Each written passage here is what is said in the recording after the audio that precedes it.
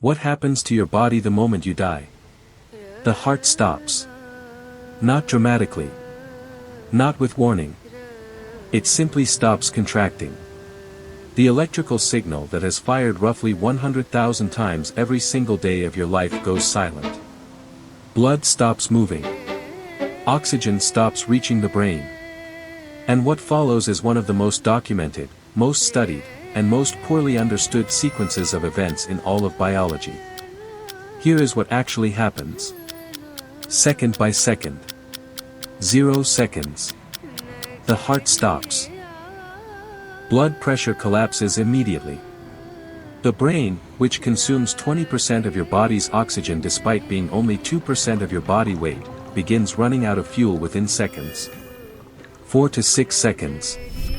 You lose consciousness. Not because anything dramatic happens, but because the brain simply runs out of the oxygen it needs to maintain awareness. This is the moment most people imagine as death. But it is actually closer to the beginning. 10 seconds. The brain's electrical activity begins to change. The organized waves of normal cognition start to break down. But here is where something unexpected happens. Something that has disturbed neuroscientists since the moment it was first documented. In 2013, researchers at the University of Michigan led by Dr. Jimo Borjigin published a study in the Proceedings of the National Academy of Sciences. They induced cardiac arrest in rats and monitored their brain activity in real time. What they found stopped them cold. In the 30 seconds following cardiac arrest, the rats showed a surge of highly organized gamma wave activity. Gamma waves are the fastest, most complex brain waves humans produce. They are associated with consciousness, perception, and the integration of information across the brain. And they were firing at levels higher than anything recorded during normal waking life. The brain, at the moment of death, was more active than it had ever been while alive. Borjigin called it a symphony of activity. The dying brain was not shutting down. It was, in some measurable sense, switching on. This finding was not isolated. In 2023, a team at the University of Michigan led by Dr. George Mashar published results from a study on 4 human patients who died of cardiac arrest while being monitored. In 2 of the 4 patients, the same surge of gamma waves appeared at the moment of death. Specifically, in the region of the brain associated with dreaming, visual processing, and conscious perception. Something was happening in those final moments. Something the instruments could detect but not explain. Now move to what the people who came back reported. In 2001, Dutch cardiologist Pim van Lommel published a study in the Lancet, one of the most prestigious medical journals in the world. He had spent 13 years collecting data from 344 cardiac arrest survivors at 10 Dutch hospitals. All of them had been clinically dead. No heartbeat. No brain activity measurable by standard instruments. 18% of them reported a near-death experience. Not a vague dream. A specific, structured sequence of events. Leaving the body. Moving through darkness toward light. Encountering deceased relatives. A life review in which every moment of their existence played back not as memory but as direct re-experience. And a border. A point beyond which they did not cross. And then return. Van Lommel's patients described these experiences with a precision and consistency that could not be explained by hallucination, medication, or oxygen deprivation. Hallucinations produce chaos. These experiences produce structure. The same structure. Across patients who had never spoken to each other. Across cultures. Across centuries of documented accounts going back to Plato's Republic, where a soldier named Air described dying in battle, leaving his body, and watching other souls being judged before returning. The structure is too consistent to be random.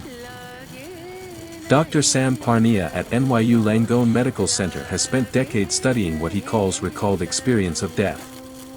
His AWARE study, the largest of its kind, placed visual targets in hospital resuscitation rooms, images that could only be seen from above. The goal was simple.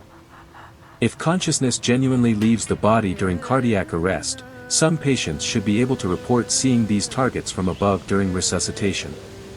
The study ran for years across multiple hospitals. One verified case emerged. A patient accurately described the specific actions of the medical team from an aerial perspective during a period when their brain should have been producing no conscious experience whatsoever. One verified case is not proof. But one verified case is not nothing either. Now go back further. To 1907. To a physician in Massachusetts named Duncan MacDougall who placed dying patients on an industrial scale of extraordinary sensitivity. He was trying to answer a question that science has never fully closed. If consciousness is purely a product of the brain, it should weigh nothing. It should leave nothing behind. At the moment of death, the scale should not move. One of his 6 patients lost 21 grams at the precise moment of death. Instantly. Not gradually. The methodology was flawed. The sample size was too small. Science dismissed the study. But the question it asked has never been answered. If consciousness is only biology, why did he feel compelled to weigh it? Now the body continues its process regardless of what the consciousness is doing. Within minutes of cardiac arrest, without oxygen, cells begin to die. Not all at once. The process is slower and stranger than most people realize. Brain cells begin to deteriorate within 4 to 6 minutes without oxygen. But other cells survive much longer. Skin cells can remain viable for up to 24 hours after the heart stops. Bone cells can survive for several days. The body does not die all at once. It dies in sequence, organ by organ, cell by cell, in a cascade that takes far longer than the moment we call death. Your body, after death, becomes something extraordinary. The bacteria that lived inside you in life, roughly 38 trillion of them, begin the process of consuming the body from within. The same microorganisms that helped you digest food, regulate your immune system, and produce neurotransmitters now begin breaking down the very tissues they inhabited. It is not destruction. It is transformation. Every atom that made up your body will be redistributed into the soil, the air, the water. Within decades, the molecules that were you will be incorporated into trees, into grass, into other living things. The carbon in your bones will eventually become the carbon in someone else's breath. You do not disappear. You disperse. The physicist Carlo Rovelli described death not as the end of information but as its redistribution. The pattern that was you dissolves back into the larger pattern of which it was always a part. The boundary between self and world, which felt so absolute in life, simply stops being maintained. Now here is what the Vedic tradition said about all of this. Not as poetry. Not as comfort. As a technical description of a process. The Brihadaranyaka Upanishad, one of the oldest texts in human history, describes death as the withdrawal of the Atman, the individual consciousness, back into Brahman, the universal field. The Atman does not disappear at death. It returns. Like a wave returning to the ocean. The wave was always the ocean. The boundary was always temporary. What the wave experienced as a separate existence was real. But the separation was not. The Katha Upanishad goes further.